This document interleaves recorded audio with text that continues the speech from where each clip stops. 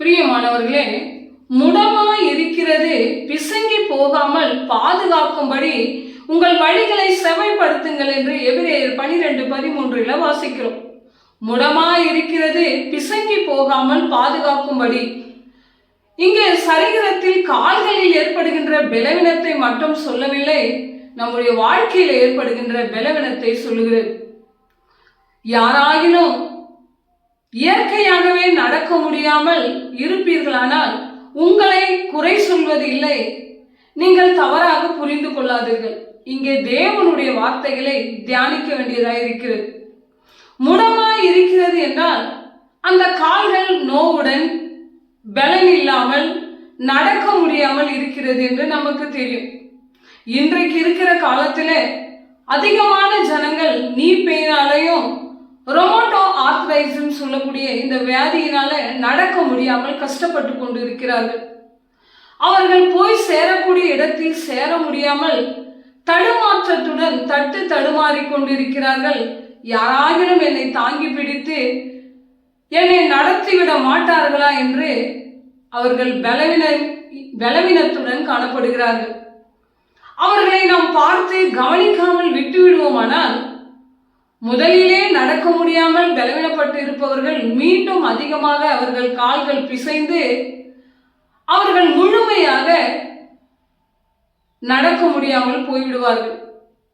அப்பேற்பட்டவர்களை நாம் என்ன செய்ய வேண்டுமானால் கவனித்து அவர்களை நடக்க செய்வதற்கு நாம் ஊன்றுகோலாக உதவ வேண்டும். பிரியமானவர்களே, எத்தனையோ பேர் பலவீனத்தினால் தீய பழக்க வழக்கங்களினால் சிக்கி கொண்டு தன் கால்கள் தடுமாறி கொண்டு இருப்பதை நாம் பார்த்து கொண்டுதான் இருக்கிறோம்.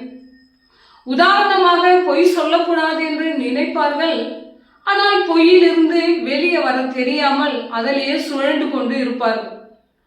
நாம் குடிக்க கூடாது என்று நினைப்பார்கள், ஆனால் அந்த குடியை எப்படி ஓவர் கம் பண்ணுவது என்று தெரியாமல் அதற்குள்ளே சிக்கி கொண்டு இருப்பார்கள். நான் தவறுகள் செய்யக்கூடாது என்று முடிவெடுப்பார்கள், ஆனால் அந்த தவறை விட்டு வெளியே வர முடியாமல் மீண்டும் மீண்டும் அந்த தவறை செய்து கொண்டு தனக்குள்ள குற்ற உணர்ச்சியோடு வாழ்ந்து கொண்டிருப்பார்கள். அவர்கள் செய்யக்கூடிய இந்த தவறினால் குற்ற உணர்ச்சி அவர்களுக்கு அதிகமாக இருக்கிறதினால் அவர்கள் அவர்களையே கண்டம் செய்து கொள்வார்கள். அப்பேற்பட்டவர்களை நாம் பார்ப்போமானால் தேவனுடைய பிள்ளைகளாகிய நாம் அவர்களை மீண்டுமாய் நீ பாவம் செய்து விட்டாய், உன்னுடைய வாழ்க்கை அவ்வளவுதான் என்று நாம் கண்டம் செய்யக்கூடாது. தேவன் நம்மை அழைத்திருக்கிறார். நம்முடைய கால்களை மான்களுடைய கால்களை போன்று பலனுள்ளதாக கொடுத்திருக்கிறார் என்பதற்காகவும் நாம் நடக்கக்கூடிய பாதைகள் கரடு முரடு இல்லாமல் சீரான பாதையிலே நேர் வழியில நடக்கக்கூடிய பாதைகளை தேவன் நமக்கு காண்பித்திருக்கிறார் என்றால் நாம் மட்டும் அந்த பாதையில நடக்க வேண்டும். நாம் மட்டும் என் கால்கள் பலனாய் இருக்கிறது, நான் மாத்திரம் எதை போய் சேர வேண்டுமோ அங்கே சேர்ந்து விடுவேன், எதை பெற வேண்டுமோ அதை பெற்றுக்கொள்வேன் என்று சுயநலமாக இருப்பது அல்ல கிறிஸ்துவ வாழ்க்கை. கிறிஸ்துவம் என்பது சுயநலம் அற்றதாக இருக்கிறது. அதனால்தான் நாம் நடந்து போகின்ற அந்த பாதையில நமக்கு பலன் இருக்கிறது என்பதற்காக பலன் இல்லாத ஜனங்களை நாம் பார்க்கிறோம். எத்தனை பேர் நடக்க முடியாமல் குந்தி குந்தி நடக்கக்கூடியவர்களாக இருப்பார்கள். எத்தனை பேர் யாராகிலும் எனக்கு ஒரு ஊன்றுகோலாக எனக்கு நின்று என்னை தாங்கி பிடித்து விட மாட்டார்களா என்று இருப்பார்கள். எத்தனை பேர் தடுமாற்றத்துடன் இருப்பார்கள், என்னை தாங்குவதற்கு யாராகவும் வரமாட்டார்களா என்று. எத்தனை பேர் என்னுடைய வாழ்க்கையில நான் நடக்கும் பொழுது என் பலவீனத்தை சரி செய்து விட மாட்டார்களா என்று இருப்பார்கள். அப்பேற்பட்டவர்களை நாம் பார்க்கும் பொழுது கவனிக்காமல் போவதல்ல கிறிஸ்துவம். நம்மை சுற்றி இருப்பவர்கள், நமக்கு தெரிந்தவர்கள், நம் குடும்பத்தில் உள்ளவர்களை நாம் உற்று கவனிக்க வேண்டும்.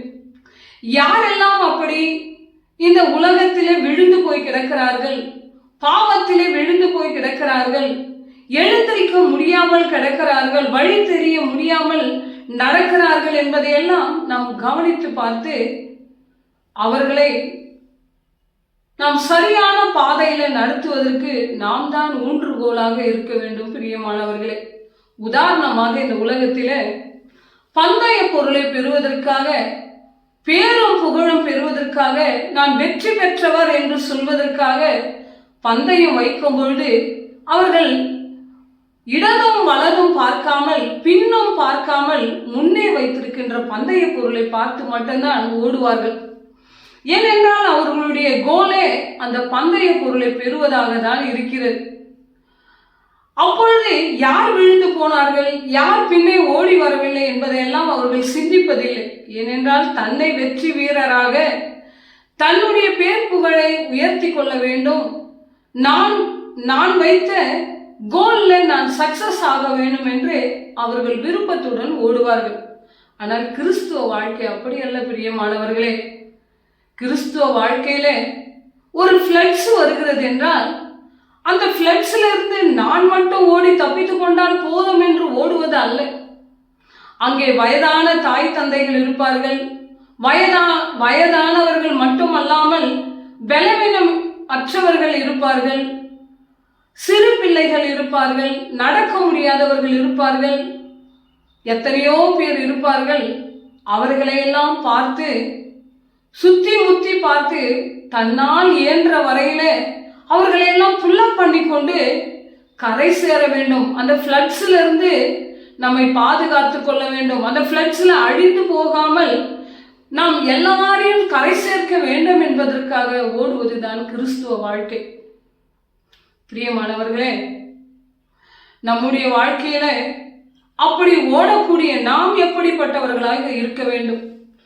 தேவன் நம்மை அழைத்திருக்கிறார் அவருடைய பிள்ளைகளாக.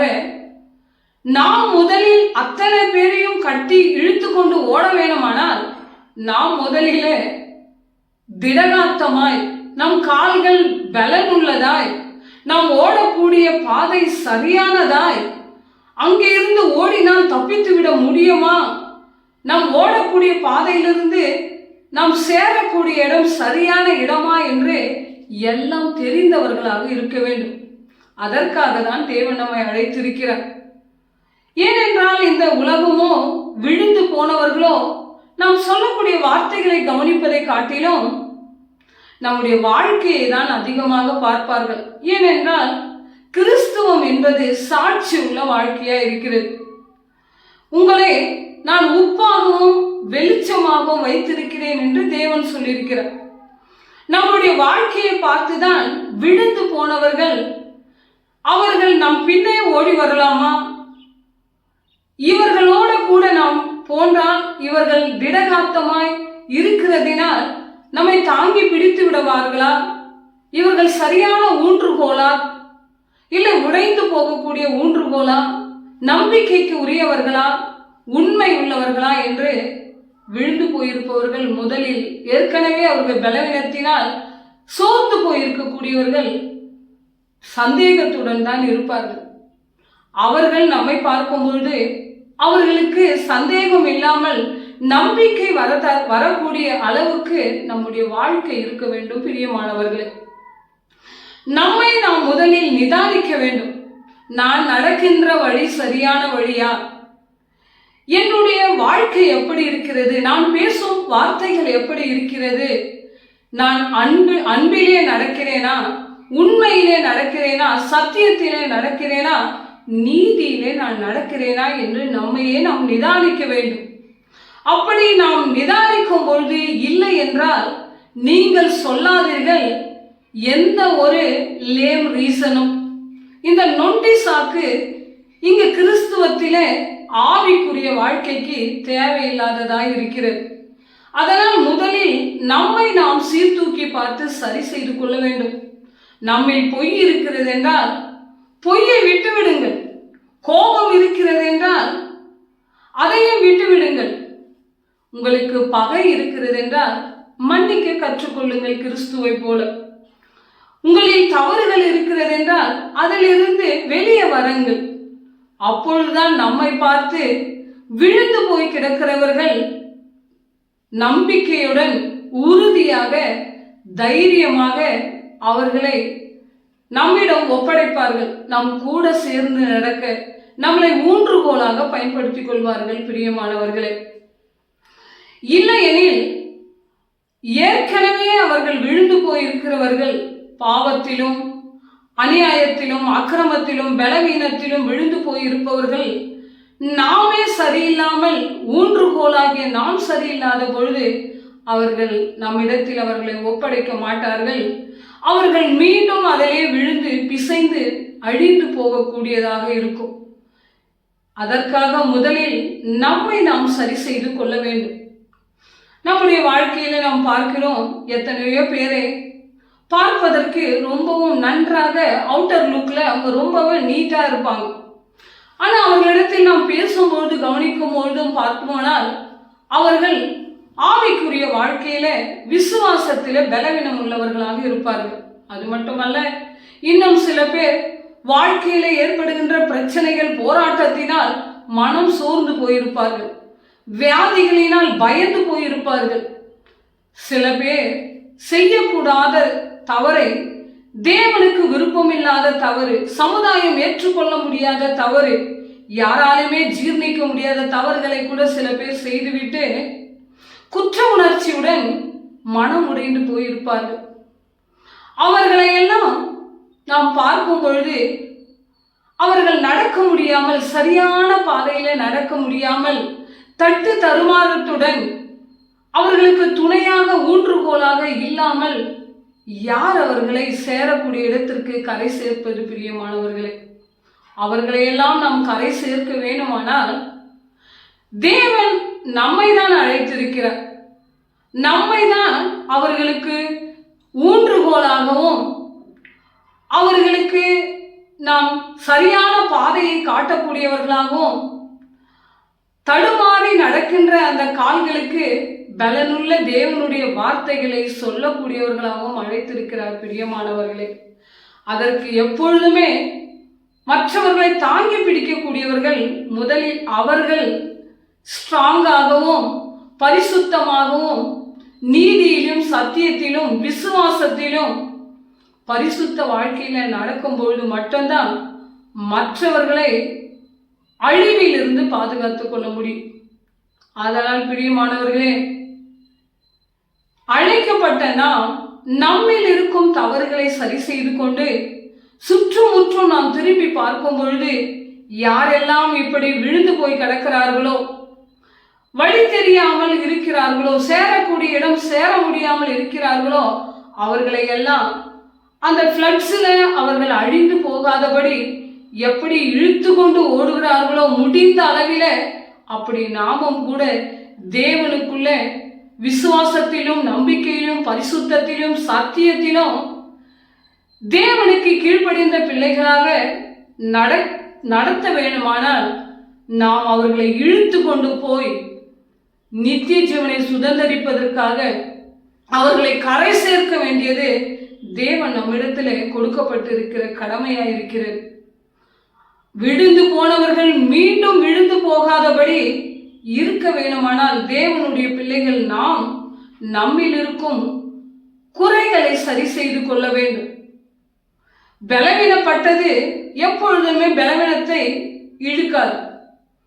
பலன் உள்ளது மட்டும்தான் பலவீனத்தை இழுத்து கொண்டு போக முடியும். ஒரு வண்டியில பெட்ரோல் இல்லாத வண்டியால் இழுக்க முடியாது. முதலில் போகக்கூடிய வண்டியில பெட்ரோல் இருந்தால்தான் பெட்ரோல் இல்லாமல் நின்று போன வண்டியை இழுத்து கொண்டு போக முடியும். அதே போலதான் நாமும் கூட பரிசுத்தம் என்னும் பெட்ரோல், நீதி என்னும் பெட்ரோல், தேவனுக்கு கீழ்ப்படுகிற என்ற பெட்ரோல் நமக்குள்ள ஆவிக்குரிய வாழ்க்கையிலே இருக்குமானால் நாம் அவர்களை எல்லாம் விழுந்தவர்களை எல்லாம் அந்த வண்டியில வாரி போட்டுக்கொண்டு இழுத்து கொண்டு ஓடி போய் விடுவோம் பிரியமானவர்களே. இதற்கு முதலில் நம்மை நாம் ஆயத்தம் செய்து கொள்ள வேண்டும். அவர்களை நாம் காப்பாற்றுவதற்காக தேவன் நம்மை அழைத்திருக்கிறார். மறந்து விடாதீர்கள், ஒருவருக்கு ஒருவர் குற்றம் சுமத்தி கொண்டு, ஒருவரை ஒருவர் கண்டம் செய்து கொண்டு, ஒருவர் தவறுகளை இன்னொருத்தர் சுட்டி காட்டிக்கொண்டு இருப்பதற்காக தேவன் நம்மை அழைக்கவில்லை. இயன்ற வரையிலே எல்லாரையும் காப்பாற்றுவதற்காக தான் தேவன் நம்மை அழைத்திருக்கிறார். தேவன் தான் இந்த வார்த்தைகளை எல்லாம் ஆசீர்வதிப்பாராக. பிதாவாகிய தேவனாலும் கர்த்தராகிய இயேசு கிறிஸ்துவினாலும் உங்களுக்கு கிருபையும் சமாதானமும் என்றென்றும் உண்டாவதாக. ஆமேன், ஆமேன்.